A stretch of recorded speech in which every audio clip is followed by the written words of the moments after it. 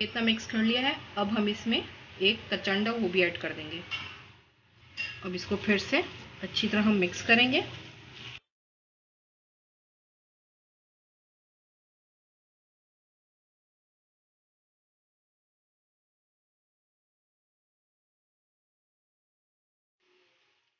तो हमने इसको अच्छी तरह मिक्स कर लिया है।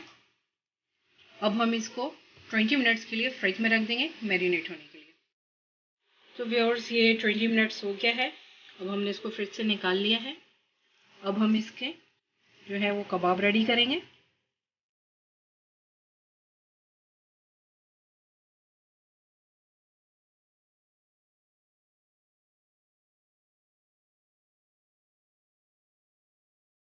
इसको हमने फैला लेना है, इसको मोटा नहीं रखना। अब हम इसके ऊपर एक टमाटर का स्लाइस ऐसे रख देंगे और अब हम इसको गरम तेल में हमने इसको फ्राई करना है। ऑयल जो है वो हमारा गरम होना चाहिए।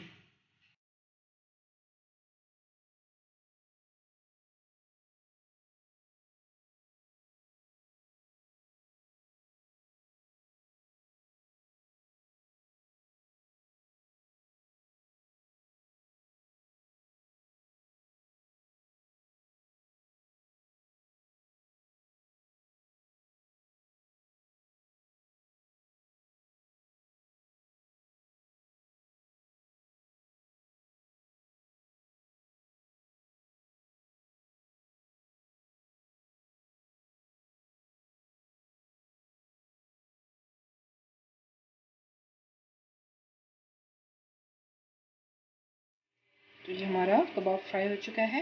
अब हम बाकी के भी इसी तरह फ्राई करें। और ये देखें, हमारे पेशावरी चपली कबाब रेडी हो चुके हैं। बहुत ही टेस्टी और यमी बने हैं। बहुत मज़े की खुशबू आ रही है इसमें से। आप इसको ज़रूर ट्राई करें। बहुत ही ईजी रेसिपीज़ मैंने आपको बताया है और देखें ये कहीं से भी टूटा नहीं है। तो आप रेसिपी को फॉलो करेंगे तो बिल्कुल आपके परफेक्ट कबाब बनेंगे।